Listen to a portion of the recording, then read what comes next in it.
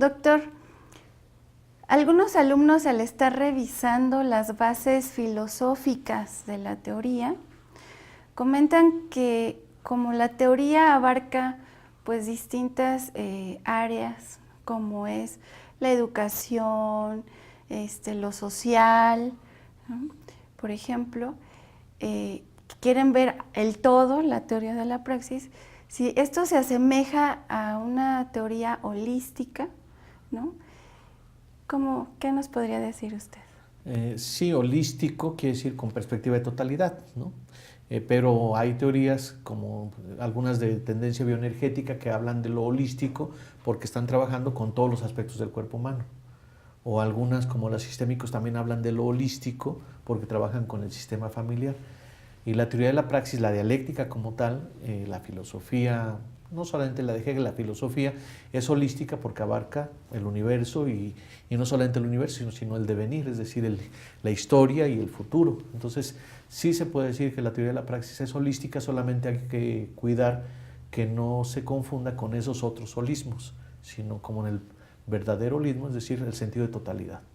Y la teoría de la praxis, la dialéctica, una de sus características fundamentales es su sentido de totalidad en movimiento, en fluir, no una totalidad estática. También comentan los alumnos que al leer la teoría de la praxis, al estar hablando del amor, que es algo fundamental en su teoría, ellos de momento se imaginan que están hablando de la teología de la liberación. ¿En qué sentido sí se puede asemejar la teoría de la praxis a la teología de la liberación? ¿Y en dónde es que ya no comparten ciertos argumentos? Sí, yo llegué a partir del análisis científico de la praxis, de la actividad humana, al tema del amor, porque el amor es el compartir con el otro, es sentir como propio lo que le sucede a otros, y eso es fundamental para la salud psicológica, es decir, el tener en cuenta al otro es lo que te da estructura, lo que le da cordura, lo que da sentido. Sin compartir con otros no se puede obtener significados, y si no hay significados no hay ser humano. Entonces, al estudiar el amor, pues obviamente nos remite a muchas cosas, que el amor ha sido muy manoseado, ¿no? Hasta Doctora Corazón, y como si fuera algo romántico o algo color de rosa.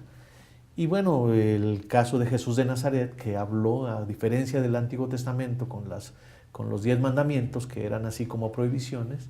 En el caso de Jesús de Nazaret hizo un solo mandamiento: ama a tu prójimo como a ti mismo, que es al mismo tiempo, en ese contexto, amar a Dios por sobre todas las cosas, ¿no?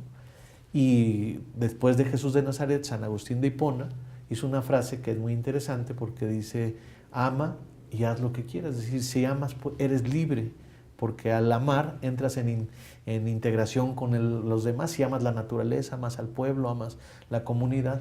Entonces tu sentido de vida ya no es individualista. Lo que hace la patología y lo que hace mucho de la conflictividad humana es el ensimismamiento en la teoría de la praxis, el ver lo inmediato y perder de vista el todo. Muchas de las cosas de las que hacen los abusivos de todos los niveles es que ven lo inmediato, la ganancia inmediata, sin ver que se están perjudicando a sí mismos de manera a largo plazo o de manera indirecta. Entonces coincide en eso con la teoría, no con la teoría, sino con el Evangelio de Jesús de Nazaret, sí, el que promueve el amor, solamente que Jesús de Nazaret, el amor era como una decisión. En el caso de la teología de la liberación, se parte del libre albedrío, lo que no comparte la teoría de la praxis. Como que tú puedes decidir amar o dejar de amar, y la teoría de la praxis dice: no, el amor es un fenómeno. Si hay causas y procesos, pues se da el fenómeno. Si no hay, pues no se da. Entonces, por eso tenemos la tecnología del amor. Entonces, la teología de la liberación busca la conciencia individual, que la gente ame, que un poco la tradición cristiana, ¿no? La tradición católica, ama como si lo pudieras decidir. Y a diferencia de eso, la teoría de la praxis dice que para que el amor predomine en una familia, en una relación, en una comunidad, en una institución, tienen que ocurrir ciertas cosas que hay que producir, como si fueras a producir cualquier otra cosa. Y entonces, si esas cosas ocurre el fenómeno amoroso, y no depende de que alguien decida o no. Por eso no somos de la teología de la liberación. La teoría de la praxis podríamos decir que está más en la tradición dialéctica, que Y en el caso de Hegel se dice que era panteísta porque Dios es la naturaleza, Dios es el universo, Dios Claro. es el todo. O en la tradición de Marx, que es el ateísmo, es decir, no hay un ser superior, aunque hayan ido a Saturno o Andrómeda, no hay nadie que esté vigilando a nadie. Entonces, no cree como en una especie de divinidad creadora, sino en un devenir de la naturaleza, y si eso algunas personas le quieren llamar Dios, pues no hay inconveniente, pero no es así como un ser que esté por encima de los demás, ¿no? Como Claro. un ser de otro mundo. Muy bien. Doctor, ahora que menciona la importancia del amor, algunos alumnos también al leer acerca de esta relevancia que se le da al concepto, tienden a decir que si no es una teoría romántica, ¿no? Por esta parte de que, como dice usted, se explica el amor como algo que sale uno a la calle y de momento ya ves a las personas y amas a tu prójimo, ¿no? Entonces usted habla de la sociedad del afecto y la sociedad del conocimiento. ¿Qué es más importante para la teoría de la praxis? Sí, de hecho, la sociedad del conocimiento es lo que propone el enfoque occidentalista, la sociedad técnica, diría José Vasconcelos. Es decir, la sociedad que pues, saber las cosas como si saber ya fueran las cosas. Y la teoría de la praxis dice, no, lo que mueve son las emociones. Emoción significa lo que mueve. Sí. Entonces, hay que entender las emociones. Por cierto, si buscas a lo largo de la historia ciencia o teoría de las emociones, es relativamente escasa. Spinoza en el siglo XVII hizo algunas cosas importantes sobre teoría de los afectos y así algunos en el siglo XIX, en el siglo XX, pero hay poco y hay poca comprensión. Estamos encontrando en la teoría de la praxis, como heredera de Henri Vallon, sobre todo, de algunos otros teóricos de las emociones, una teoría completa o más cabal de las emociones, y por eso no queremos ser una teoría romanticista, romántica, de que hay que amarse y color de rosa, sino lo que vemos es que el fenómeno amoroso es un fenómeno inherente a los seres humanos, y que al ser inherente a los seres humanos lo tenemos que comprender. Decimos que una psicología que no entienda el fenómeno amoroso no es psicología, está mutilada. Y si no entiende las emociones, aunque entienda la lógica o aunque entienda los sistemas computacionales, si no entiende los fenómenos emocionales en el contexto histórico, es una psicología mutilada, y es una de las grandes aportaciones de la teoría de la praxis, que está metiendo el tema de las emociones, de los sentimientos, y entre ellos como punto fundamental el sentimiento amoroso, que decíamos es la base de la cordura. Para que a ti tú incluso mantengas un hilo conductor de tu pensamiento, necesitas que alguien más te importe. Y es tan radical que dice que sin amor no se puede vivir, no hay seres humanos sin amor, y que nos presenten algún ser humano, aún los indigentes, que no tengan alguien más que le importe. Si no tienes nadie más que le importe, viene la muerte, viene el suicidio, viene el vacío, el sentido de soledad, la locura más extrema, podríamos decir la psicosis más extrema. Entonces el amor es un elemento natural de la vida, fundamental para la comprensión psicológica de los seres humanos. Doctor, dejando un poco de lado las bases filosóficas de la teoría de la praxis, me gustaría irme más hacia lo que es la psicoterapia.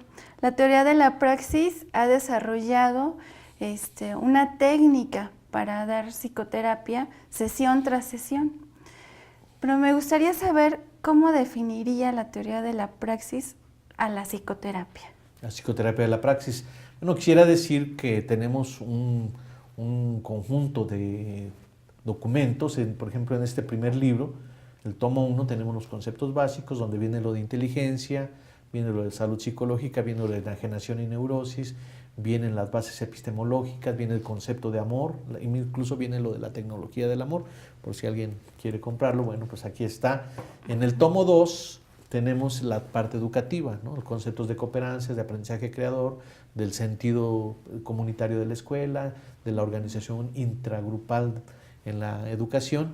En el tomo 3 vamos a tener el proyecto político, donde vamos a ver la transformación cultural desde la familia, la transformación comunitaria, el cambio de la transformación política que es necesaria para la salud psicológica, no solamente de una persona, sino de la humanidad en su conjunto, de una nación como México o como América Latina, un continente. Entonces, en el tomo 4, que es lo que tú refieres, es el tomo referente a la psicoterapia. Ya está todo escrito, estamos afinando los últimos detalles.